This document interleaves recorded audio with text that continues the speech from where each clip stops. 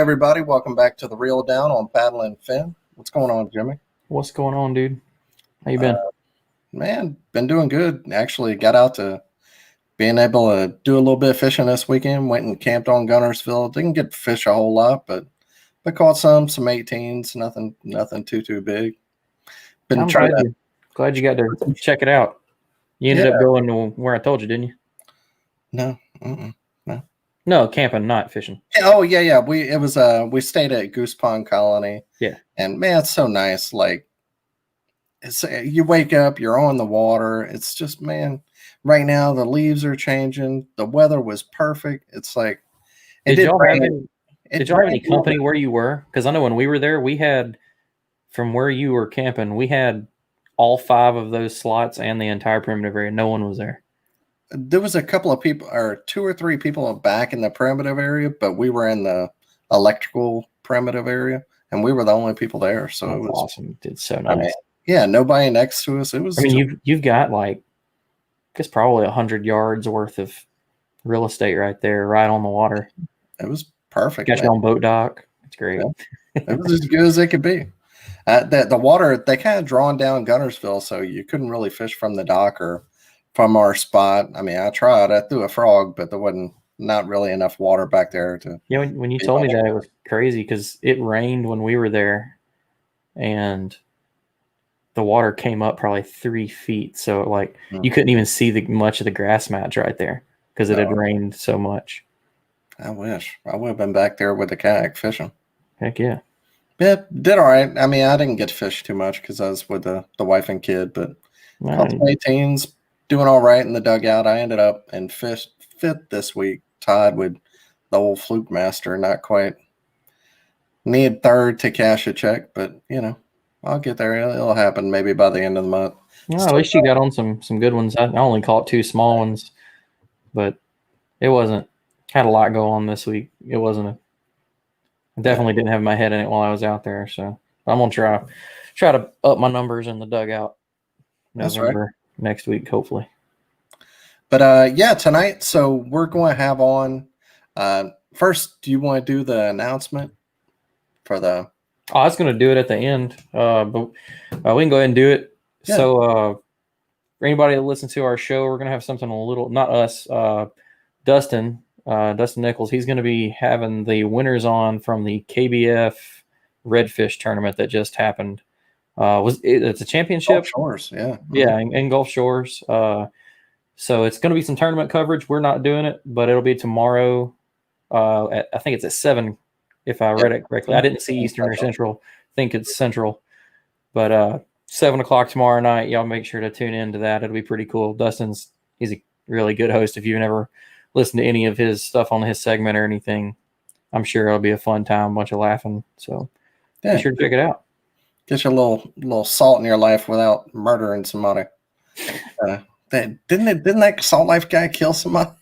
Something like that? I know I read something about that. Now I'm curious. Since you said, I might have to look it back up.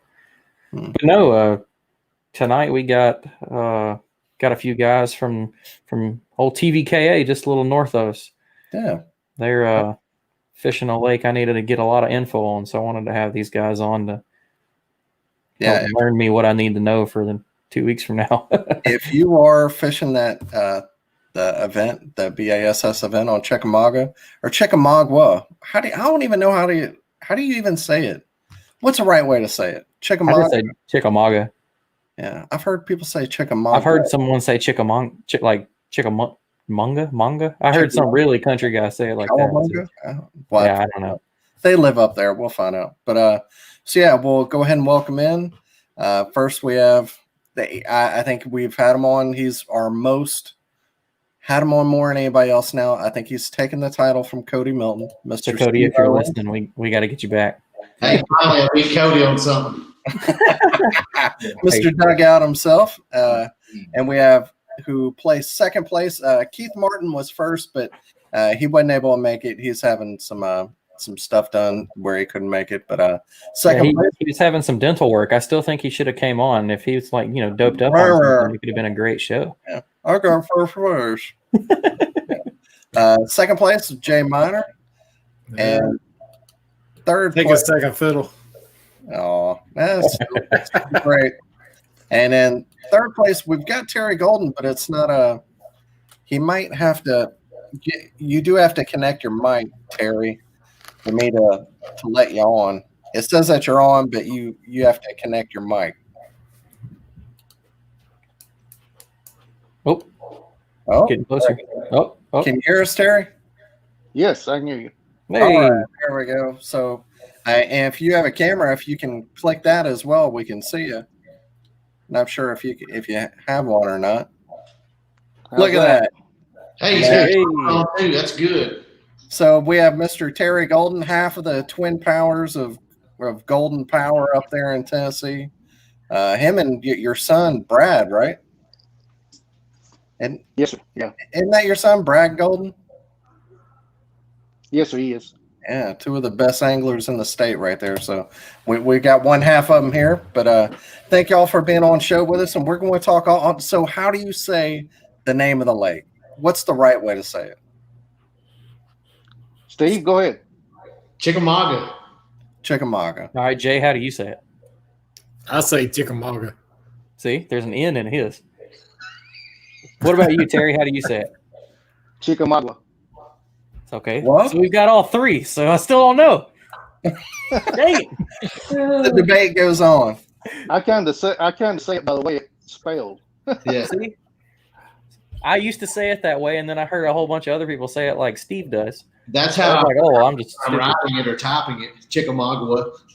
Yeah. That's how I have to remember it. So say it however you want to. That's it. Or just say chick. Chick. That's That's the way it goes. That's Chick. the way it goes in text for me because I can't spell it. So yeah. All right. So first, I guess for anybody who's never fished there or didn't know anything about it, and maybe they've signed up for the event and they're just starting to think about it, can you tell us about the lake and kind of how it sets up? Terry, we'll start with you. Can you kind of tell us about the lake and just kind of the whole thing? Just give us an overview layout of it. Okay, well, Chickamauga, I guess for the bass boat people versus the kayak people, Chickamauga fish is pretty small if you're in a bass boat. But for us kayak anglers, it's kind of spread out, and we've got a lot of options going upriver, going up in Hiawassee, got all that around Harrison Bay, Chester Frost, all the creeks in between. Right now, those fish are in a fall pattern. Saturday, I guess that I was struggling early. One of my guys, buddy, he called me. I don't know, sometime up in the morning. I told him I haven't had a bite, but I knew the wind was going to get up, and I knew that that was going to be my ticket to play the wind, and that's what I done.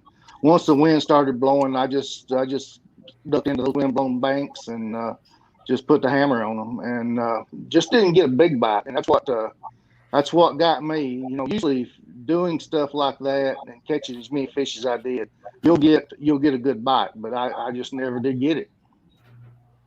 And are Terry and Jay, are y'all fishing the B.A.S.S event coming up? I'm not, because I normally deer hunt this time of year, and I haven't made it to even start it yet because of fishing. But I'm leaving Wednesday for Illinois, and I'll be up there for 2 weeks. Okay. Terry's them bighorns. Yeah. Yeah, I'll be in Alabama that weekend, getting ready to head over to Myrtle Beach for a little Thanksgiving vacation. Okay. So, I mean, I know y'all got family or friends or other folks fishing it, so don't give away anything you want to. I know what you wouldn't, but Until after the show, I need all information. yeah, Jimmy might try to get some information from you because I've already got a little bit just listening to him for the 10 minutes I've been on the computer. I'm writing it down. Yeah, we're subject to tell a lie, though. Yeah. It might be misinformation. That's Not why I'm us. giving myself 5 days so I can figure out if they're lying or not. So here we go. We got Luke. We got some people chiming in, just saying it's just chick. Yeah, don't call it the chick. Just say chick. Let's fish a chick. Let's fish the chick. It just sounds not good. So. Andy, Chickamauga. All right. I like Chickamauga though. There's a pro guy that says Chickamauga. Yeah, that's probably the funnest way to say it. I loved listening to Matt Conant when we had him on because he says Chickamauga and he's got that heavy accent, so it just sounds even cooler. Yeah. All right, so we'll start with you, Jay. Tell us about your day, how'd it go, and how'd you end up in second? Well, it was a tough bite. I had pre-fished on Friday, come up, and that was only the 4th time I've ever been on Chick. So I went to what I knew. I found fish. I was on fish. I probably caught about 12, just spot hopping. Some familiar area I'd been in before, but the water was down. No size, no quality to them. So I bounced back, went to another spot for Saturday's tournament, a spot I'd never been before. It was just basically map reconnaissance and previous tournaments. Went in and was shocked to see how low the water was. I'm a bank beater. Anybody that knows me knows I throw a shaky head 90% of the time. So I go in. It was dark. We pedaled about a mile, started fishing at 6:30 lines in. Probably by 8 o'clock, I had a limit, but it was 12s and 13s and 14s. I knew it wasn't big enough, so I went back to the old Humminbird and started doing map reconnaissance for what I wanted to look at, for what I thought a fall pattern was. And Terry mentioned it, wind-blown banks. But I wanted to key on sunny wind-blown banks with a little bit of depth to it. And I pulled up on one tree and caught 5 fish, and 3 of them was enough to take second place. You can't ask for much more than that. No. I can't ever just sit in one spot and do good. I got to move. It just never plays out for me. Can you kind of tell us what you were throwing? Like I said, I was throwing shaky head early. I threw, I think about every 5 minutes I was cutting a bait off and tying something else on because I could find bait fish. I could find bass busting on. I couldn't get bit. And then when I found that spot and I went to it, something just told me, hey, pick up the old square bill, see if you can get hit. And it was a square bill, Academy brand square bill, jointed. And a jointed square bill. And of course, I think Jimmy or Steve said something about it earlier, breaking off his chatterbaits in the brush. Well, after 2 casts, I caught 15 3/4. Next cast was my big fish, a 17 3/4 on the square bill. The 3rd cast in, I get hung up in brush. I don't get it back. And I have nothing else that looks like it. So threw on the other square bill, no bites. So it was tough. And then I wound up with a lipless and caught that last fish to put in and call up for. I guess Ben Lowry is your buddy. He said I couldn't get a fish off the same tree. I probably stayed on that tree about 2 hours. Mentioned to him because we're both out of Clarksville area kayak fishing group, so we went over there together. Just the weather was going to be nice. I hate fishing in the cold, so the weather was nice and it was chick. Why not go fish chick? That's right. He come over there with me, and we were changing baits. About every 10 casts, we'd change a bait, and he couldn't get bit. And I caught 5 out of that one tree. So if you're a big shaky head guy, what's your shaky head like? I swear I've went through dozens of them, and I have not been able to settle on one. I've thrown them all. That's funny you say that. I was prepared for that question. Really? Is it a wide gap? Yum dinger? Yep. Pay attention to Lemon dinger, all right. All right, so it's a powdered hill worm. And there's the hook. The football shaky head ones? Yep, the ultra shaky. Gotcha. If you ever follow J Minor Fishing on Facebook, it's called the J Minor Special. That's what everybody around here. Yeah, Matt just put it up. That's the J Minor Special. And probably about 90 to 95% of my fish come on that because I throw it all day. Why the Yum Dinger over like the? I know Strike King has like the cutter worm or Zoom. This one with the paddle tail. When you finish working it and you're reeling it back, just don't burn it back to you. It becomes a swim bait. So it's basically two baits in one. That's a really good way to look at it. I like that. So yeah, it's kind of like turns into like a biffle bug almost. Yeah. That gives me an idea, or not an idea. It just gives me a want to try it because I can't stand throwing a shaky head. I'm like you. I've tried so many of them, so many different worms, and I don't know. I've said it before on here when I've got, I'm out with buddies and they're smoking them on a shaky head. I'll just throw a Texas rig or something, Texas rig worm, and I'll just start catching fish. So, but it's definitely something I want to figure out. How I got into it, I'm lazy. I hate digging out a bobber stop, a piece of lead, a hook, and tying it all together. I can grab a shaky head and work it just like a Texas rig. What weight do you usually throw? 3/16? 3/16. Yeah. Yep. At Gunnersville Tackle Outdoors, they sell a wide gap one. It's a tungsten one, which are kind of high dollar, but that wide gap one, that's kind of the one I've been stuck on. The only thing I don't like on it is I prefer a vertical line tie, and theirs is horizontal. That's the only thing. That's the only thing I don't like about it. I really like a vertical line tie, but besides that one, I've been on that one the last couple of months, and it's been good. It's like my hookup ratios went up with it. So yeah. Now when I throw some other bait, I'll throw it on a shaky head as well. It'll be a wide gap Buckeye spot remover. Yeah, I've tried that one too. That one's good too. Yeah. Or a pumpkin head. That's probably my best wide gap. What was you saying over there, Steve? Picasso makes a tungsten with a horizontal, and then they make one with a vertical line tie also. Yeah, the shakedown, right? Yeah, the shakedown and the takedown. Yeah. So, okay. Yep. So all right. I got to try a whole bunch of these now, y'all. Yeah. I've tried those too. They sell them at Mark's. If you live in my area, they sell the Picasso ones here. They're good ones too. They sell the owner ones too. Terry, how about you, man? How do you catch them? I called everything that I caught on the jackhammer. I can't much slow down enough to throw a shaky head. I just kind of throw line a lot, and that's what I've done. I just beat the big points off with that jackhammer and stayed in the wind and made a bunch of casts. See, so that's my game plan for 2 weeks. I love hearing that actually worked because that's what I'm going for.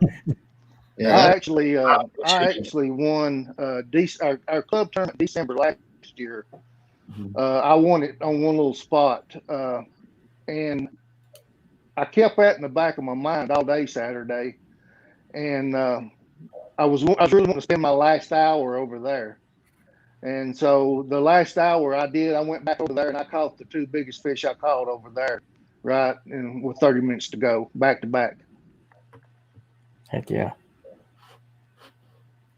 So they were still on that jackhammer.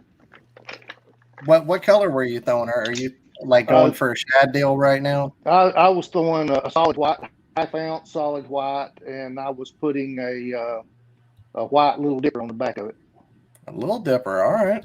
That's something else I'm working on with the jackhammer. Is I keep playing around with different trailers. I've tried the regular Zaco. I've tried the new paddle tail Zaco. I've ran creature baits on the back of it, cut down, which seems to be my thing right now. I've been throwing black and blue with a crawl on the back of it and doing the crawl vertical with in line with the hook. And that's been my deal. I've kind of gotten away from swim baits on it, but I keep going back to, I've been, like I did a Kitech cutting the tail. If anybody's watched any of the tactical bassing videos, they talk about how when you cut the tail, it won't thump as hard. So I took that mindset thinking that maybe too much action wasn't the deal right now. Caught a couple doing that, but still hadn't found one that I'm a trailer to stick with yet. Yeah, for me, I like Hog Farmer makes a spunk shad. If I want it to rise up, then I use it because it's got a fat body. Yeah. When I first started Jay Wallen, I talked to him a lot about a jackhammer because we all bought them when they first come out in Japan and all that. His advice was to treat it like a square bill. Don't worry about losing it. So I started hitting like the base of the bank of a laydown, and I immediately started catching good fish that way. But I use a fluke probably 60% of the time because I want it to sit on the bottom. I don't want it to rise because I'll slow roll it and hop it and slow roll it and hop it. But if I want it to stay up, I used those Jordan Lee Berkeley bluegill, 5-inch bluegills. I used those on Gunnersville this year and did really, really well with it. But most of the time, I like that spunk shad if I need it to rise a little bit because of that fat body. But most of the time, it's that fluke, and it just they seem to stay on there too. You know. Are you using a traditional fluke or paddle tail or? Yeah, the regular fluke. If y'all have any questions for you guys about Chickamauga or anything that they're throwing, please ask away, and we'll make sure to get your questions out there.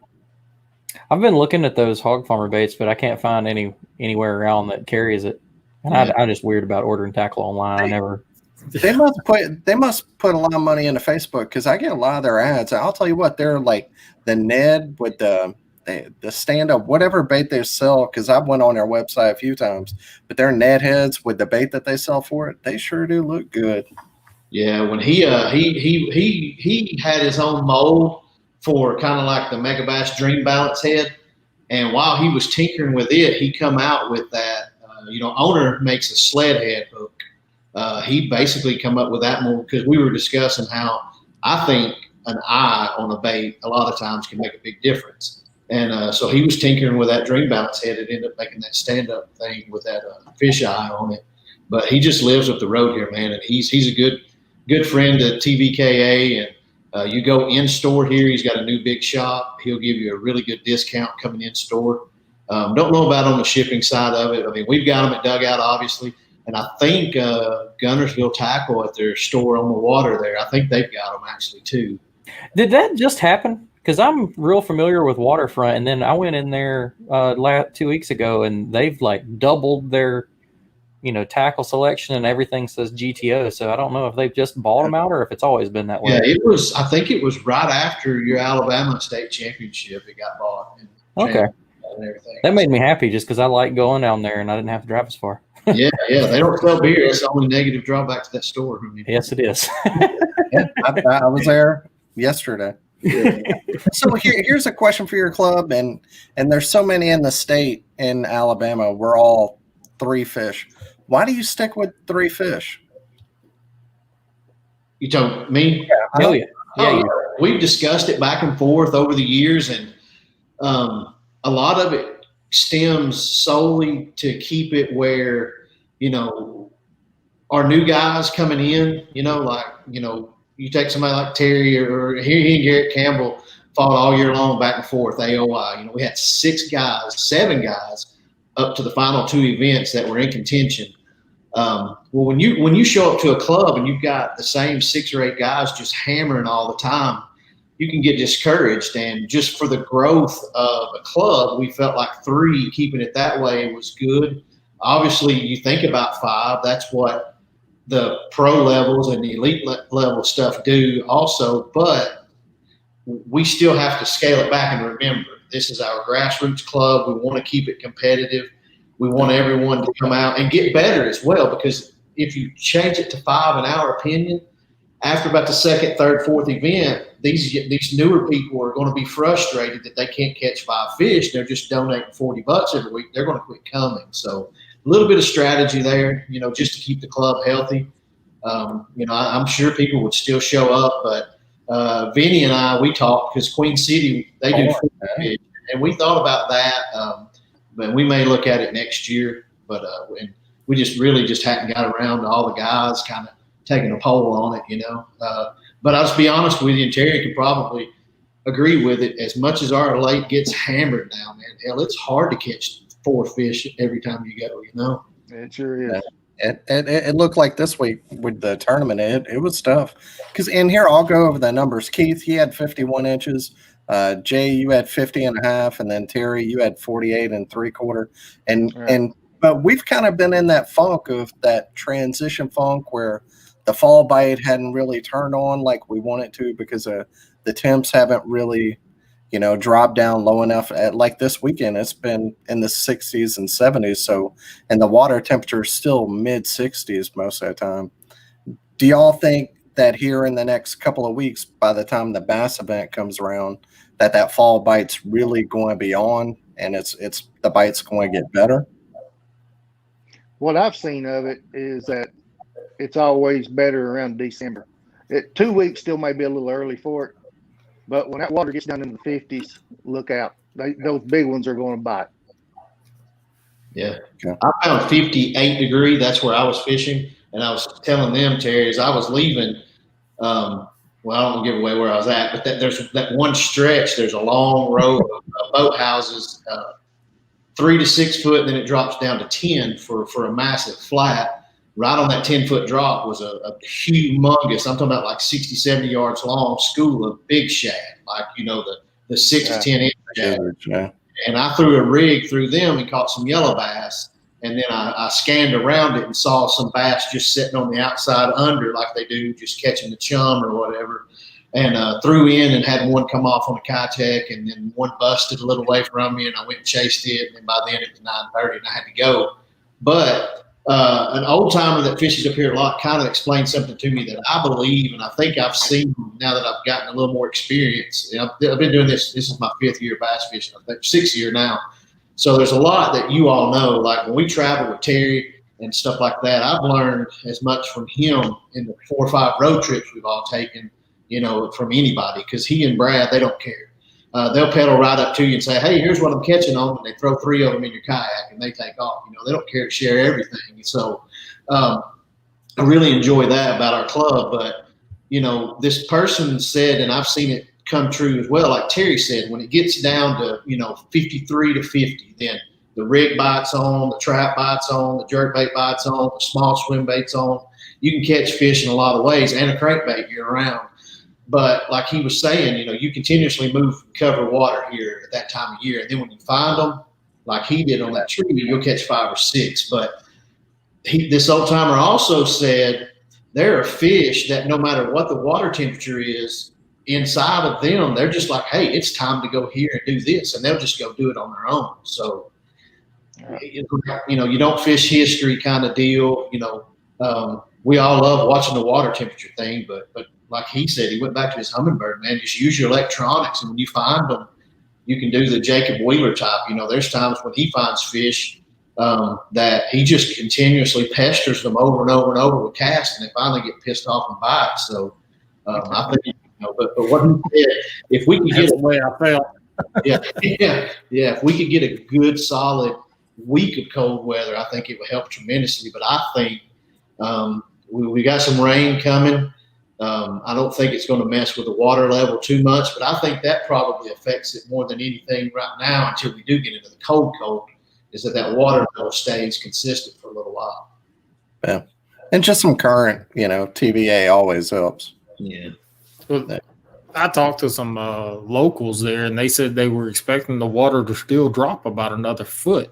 Yeah, it will. It should. I know out here on Kentucky Lake, when it's dropping, that bite is tough. Yeah.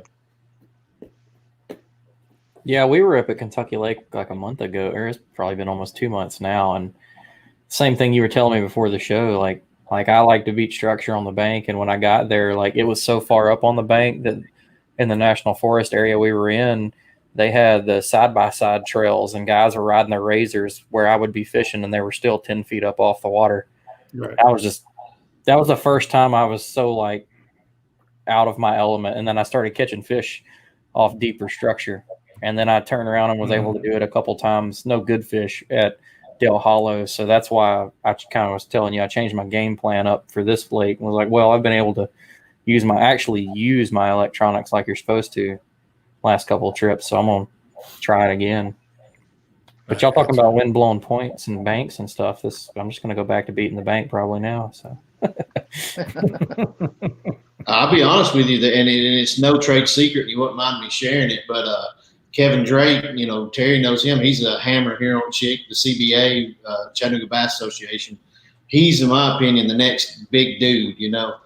He's a guy, him and his partner catch 30+ pound bags 6-7 times a year. And in wintertime, he still is throwing an umbrella rig at the bank into 8 or 10 feet of water. And he just covers water nonstop. And he does that in the wintertime too. So, he'll catch 2 to 4 10-pounders this winter. He does every year. And, Jesus. Yeah. I'd love to get to, so I had some shoulder issues earlier in the year. And I found out real quick when we went to Del Hollow, I tried to pull the rig out and start throwing it, and like 3 or 4 casts, my shoulder was already lit up. And so I've got to figure out how to be able to still throw a rig around somehow. It literally, I sold my old umbrella rig rod to Keith Martin today. As a matter of fact, it's a 7.6 IMX Pro umbrella rig rod, and I was showing him when I first got it.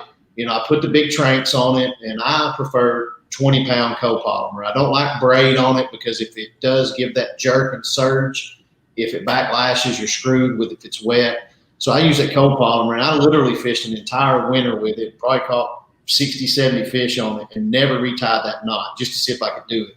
And I use the light wire owner heads or the heavy-duty Picasso if I'm going to fish a lot of rock. But if I'm fishing a lot of brush, I'll use the owner light wire so that I can straighten them out and keep my $25 rig. But with that, it really, and a buddy was actually Jay again, up there in Kentucky, he throws a rig a lot. It is literally, in my opinion, the most technique specific rod. Everybody you see throws a big broomstick or a frog rod, and it'll work, but you have to work that bait. If you take that, like that 7.6 or 7.7 umbrella rig rod, and I'll kind of like a softball swing. That's how I cast it. I just underhand chuck it. I need to do that then, because I throw a 7.9 A-rig, Dobbins A-rig rod. That's a phenomenal rod. That's a bass boat rod, most likely. Unless you're going to stand up. If you're in a Titan 13.5, then you can do that. But yeah, 7.9 might be a little too much. Yeah, I'm debating on. I'm about to put in an order with Dobbins, and I'm going to call. You can talk to some of their staff people. I was going to see what they recommended for a shorter, because I was throwing that and throwing a big S waiver, and my shoulder was not having that, and I can't afford to be out of work again for that same shoulder injury. So that's what did it for me, because if you're doing this, then you're pushing, and it started killing me really bad. And here's jerkbaits mess my elbows up, so I can't afford my shoulder to be gone. So. Here's the other golden. Brad said, too many times in kayak fishing, you see everyone run away from the wind. The wind creates so much opportunities to catch a giant bag. And I absolutely agree with that. Like, here's a perfect example. This weekend, not that I caught a giant bag, but I'm on Gunnersville, and I got on a point, and I had to get in the middle of the deepest grass just to stay, and I'm throwing a frog, and I'll make 2 paddles, and the grass is kind of keeping me from moving too much, but it's cast, make a couple of casts and then paddle a couple times to get back to where I'm at.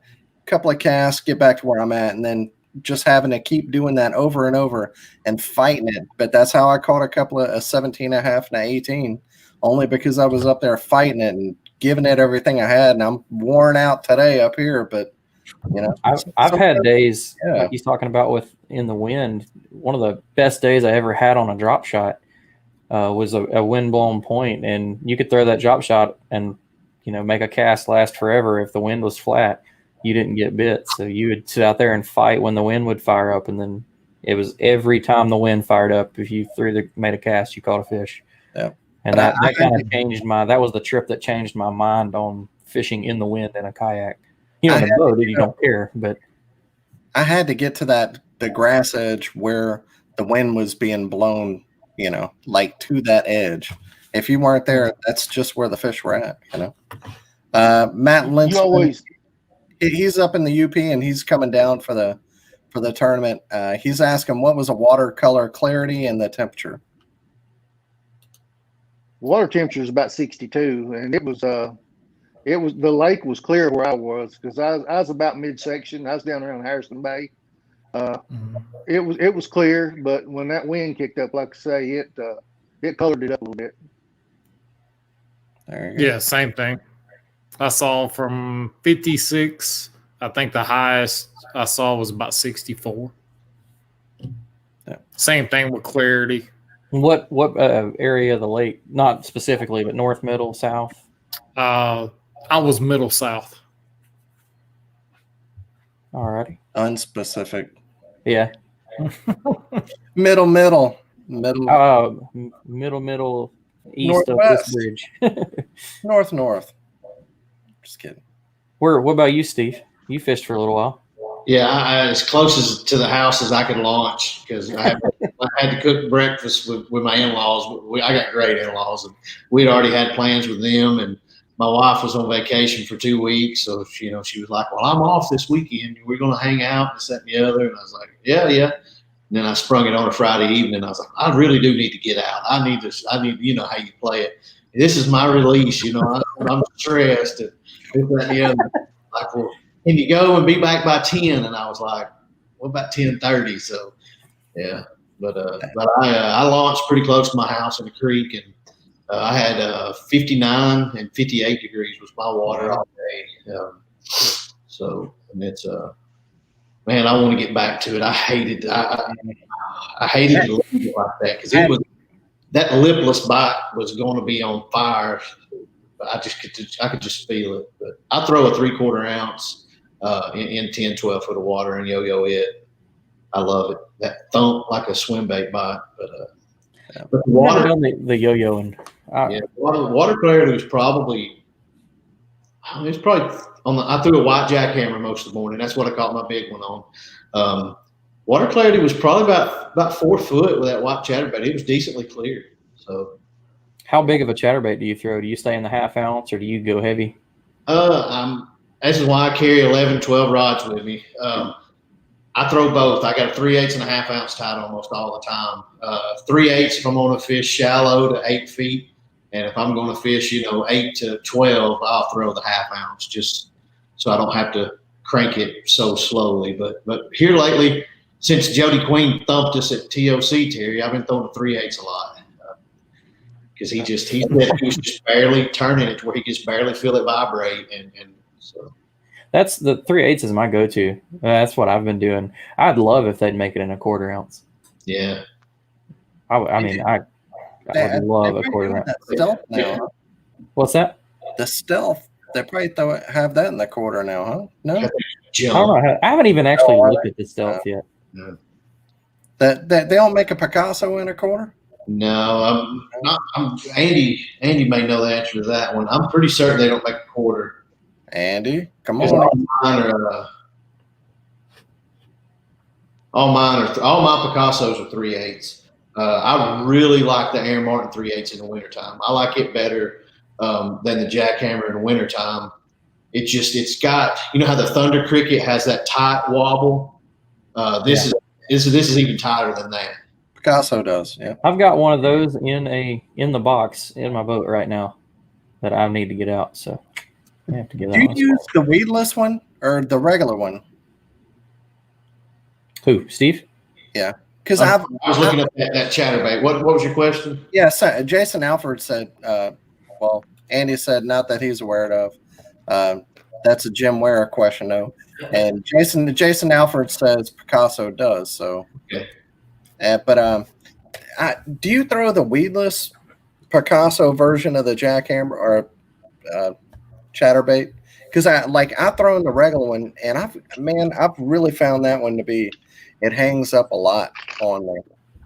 Yeah, that's why they come out with the Aaron Martin's Pro model. Okay. With some of that head design, because the blade actually would stick from time to time, and so they redesigned all of that with that in mind. And I don't have any problem with the Aaron Martins doing that. Because I definitely like the vibration because it is different, and I think it's the same way with lipless. If you're throwing that red-eyed shad, and those fish kind of get accustomed to hearing those same BBs all the time. You go with a little bit different vibration. Yeah. That's why I've always stuck with the Bill Lewis stuff. I've got some of the one knockers and the red eyes and stuff, but I just, everybody else is throwing that. I'll try to throw something a little different. Yeah, I like the one knocker, especially whenever it's cold. Yeah. Seems like a bigger bite for me. Maybe it's just in my head. I don't know. Probably in my head. All right. Do you have any other questions for him, Jimmy? I got a question for everybody knows that the Bassmaster event's coming up on the same lake. We wanted to have everybody on to talk about it and kind of set up for it. But to each of you, if you had one piece of information for not any juice or spots or anything like that, you got guys coming from across the country to fish it. Maybe some of them have never been there. What would be one piece of information you could give them? And Jay, you can start with that. For me, depth. And what I mean by depth, a deeper bank with structure on it, it is what worked for me. Shallow banks, the shallow flats, there was bait there and there was fish there. I couldn't get them to bite. The deeper banks with the structure on it, like I said, about half my fish come off. Well, 5 fish come off that one structure, and I marked it a couple more on the graph, and that's what I love about the hummingbird. I can see all that. There you go. You're getting hey, Mike Cheatham's getting on you. Yeah. Yeah, you hear. Terry, how about you? I guess for me, it would be to keep an open mind. Don't listen to much what you read. Don't listen to much about what you hear. Go in with an open mind and keep your options open and try different things. Next thing is I try to stay around bait. That's a big key to this fall and early winter fishing. Okay, Steve. I think don't cheat because you're the TD, right? Right. What both of them said, I believe everything I saw was in, I told you about that 3 to 6 foot range, and then it drops to 10. Everything was in 8 to 10 foot of water that I saw, that activity I was around, and it was around bait fish.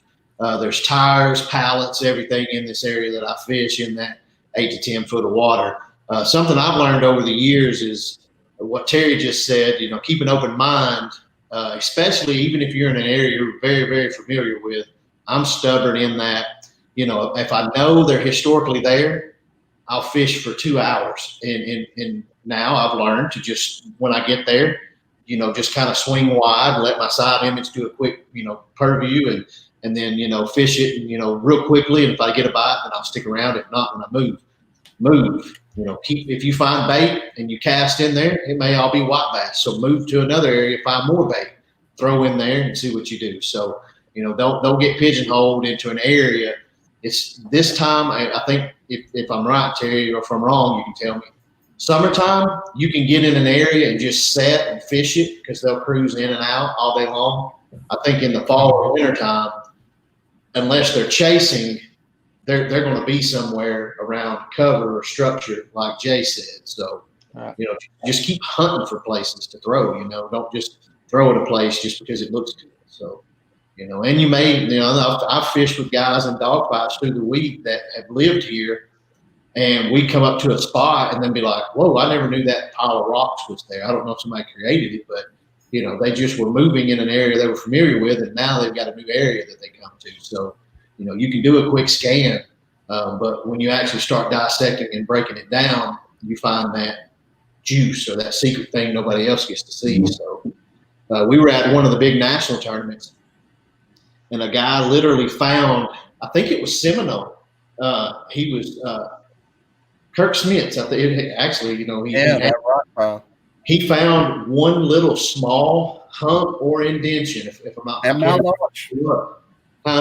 At my launch, damn that guy. Yeah, that's what it was. One little thing that probably however many people that are smarter than Daniel went by, and there it was. So yeah, so don't get tunnel vision. Don't do like me. So I'll ask the last question. If people are coming to your area for the first time, it really is one of the most beautiful areas in the country.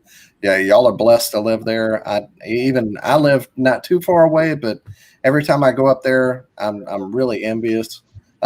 What's for the people coming, what's either something that they have to do or a place they have to go eat while they're up there? Oh, I was about to say, I hope he asks about food. I'm a foodie. Something to do or somewhere to eat that they have to go while they're up there. Well, Terry lives in I have Sparta. no idea. I'm not Terry living lives there. in Sparta. Yeah. Terry. Yeah, I don't live there either. Well, as you can see, I fill up most of this screen, so I'll answer yeah, here, I mean, my go-to is honestly, and I'll take you guys if you get down there in time. Tremont Tavern, that's the absolute best spot in the whole wide. Robert Barnett, Daniel Davis, Tremont Tavern. So, yeah, Tremont, probably 15 minutes from, say, Chickamauga proper or whatever. It's in Chattanooga. It's right there on the downtown river part below Chickamauga Dam.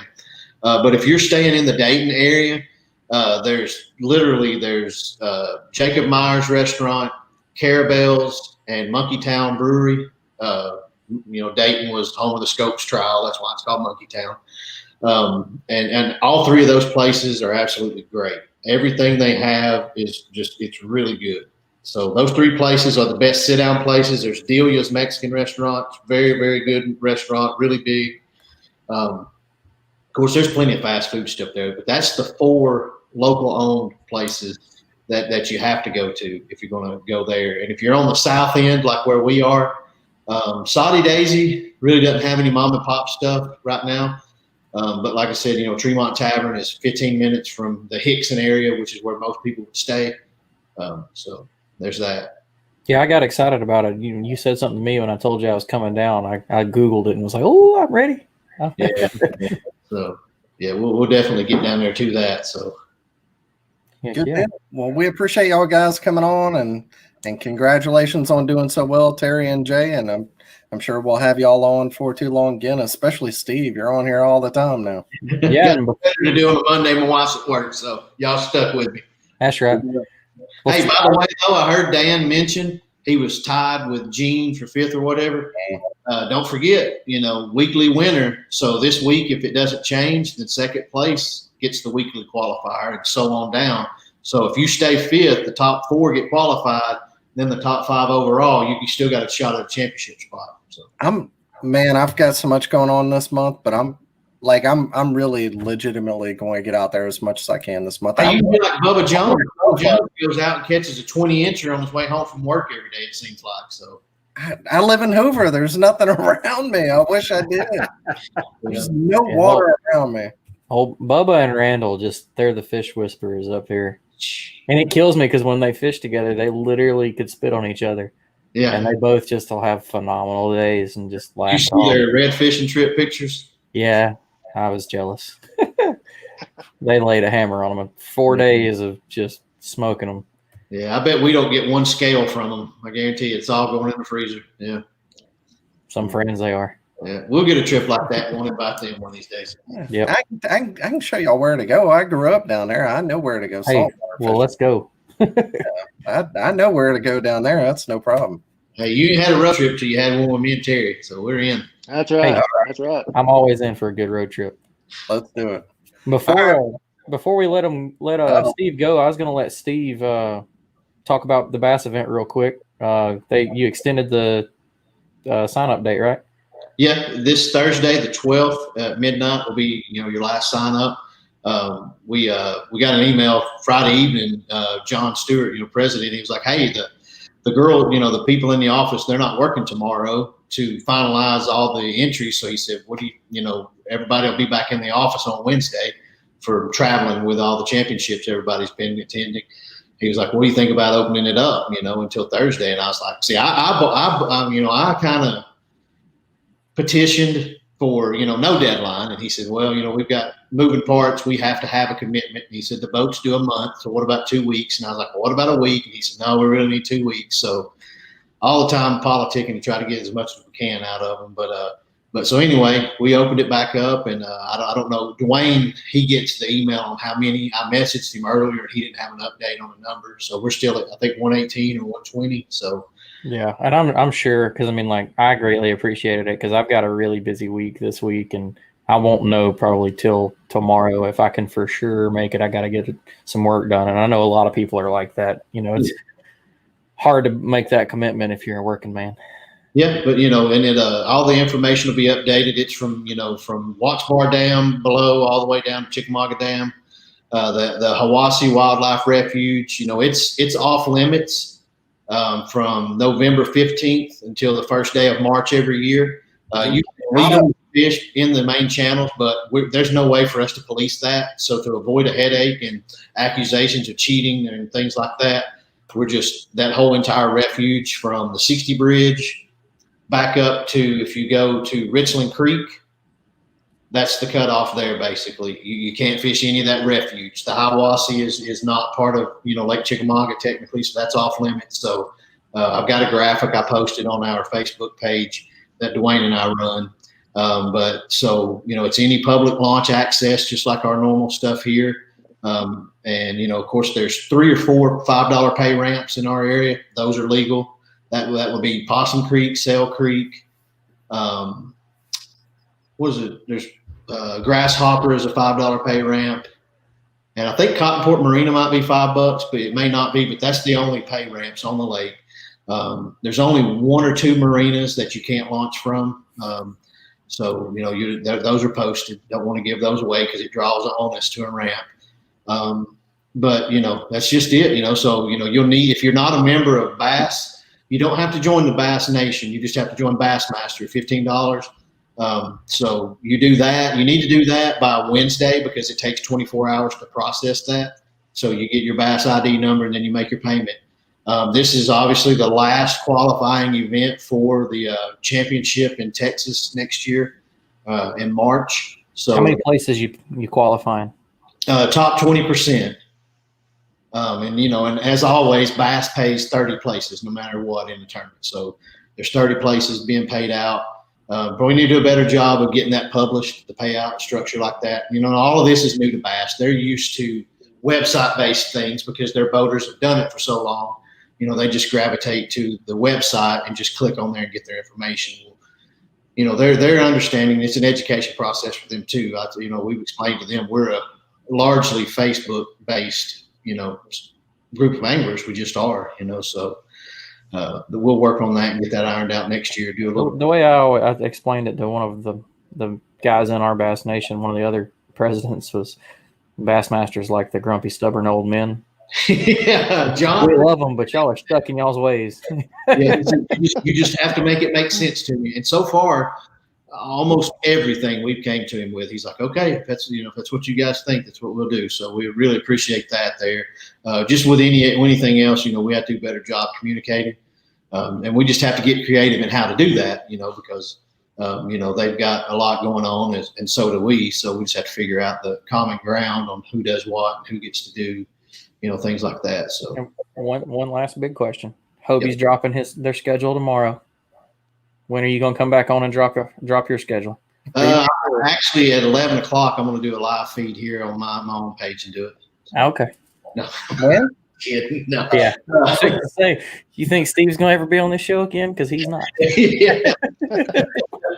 No. Hopefully, John has everything finalized and like literally Hobie's just got finalized last Friday. So I mean, it's been a very slow moving process, and working with Hobie and KBF, we've got our parameters set up, but since they were so far into theirs because they have more events than us, John said, hey, let's let them get set, and then we can kind of plug and play around that just so we can, if there are any conflicts, it's going to be California versus North Carolina kind of deal, or California versus, Virginia. It's not going to be, Virginia and South Carolina event overlapping. So at least it'll be geographically, deconflicted. So it is going to be 5 one-day events, right? Correct. We've discussed 2, but right now there's such a large market of anglers who cannot make 2-day events that we think this would be good to continue with that on for them right now. Because the people who can fish a 2-day event, true. You're taking more of a risk fishing a 1-day event and spending the same money or just about the same money because you got one less hotel day. But But there are a lot of and there are a lot of very, very elite anglers who can't fish very many 2-day events a year. One of them got to fish 2 events actually, and he got fortunate enough to qualify for what he wanted to. But people, we're losing. I don't say we're going to lose. I just don't want to shut that down right now. While we're growing it. So hopefully, we'll be able to release something. Hopefully, the end of next week would be really great before the event. But I think if we draw it out that long, it may just announce it at the event. I'm not sure. So we'll discuss that tomorrow if I can get free from work. So have they announced what lake that the championship's going to be on? Haven't announced it yet, but it's done. They've got everything. Last week was finalized like they need to be. So because B.A.S.S literally until that last permit is signed won't say, hey, here's where we're at, just so that they don't have to change and backtrack. But yeah, it's good to go. So hopefully within the next week, all that'll be announced. So, and I know I'm sorry, it's not going to be this week. We'll let Hobie do their thing. So we got to plan another road trip. yeah. I believe this will be a good one. This will be a good one. It will. It'll be a good tournament. And if you for that championship, if you need somebody somewhere between Dave Mercer and what Hank Weldon did last year, just holler at me. Like, I'm no Dave Mercer, but I could do better than Hank Weldon. Yeah. I'm politicking all I can myself for that one too. Hank does a great, because I fished college and he did a great job with that. So I know he could do a great job. Oh yeah, it was just literally popped not off. knowing who we are. I mean, and it's understandable. I get it. People roast him for it, but hey, man, it's just people don't know. If you don't know, you don't know. So he wasn't trying to belittle anybody or anything like that. Oh, they just with him all day. Man, like you just said, he's a cool dude, man. He's all right. Yeah, I've seen him. Yeah, he knows. Right. So. Well, thanks, guys, and we appreciate you, and we'll talk to you for too long. Thank you. Appreciate you having us. Thank you. Appreciate it. All right, another good show. Let's go over these tournaments.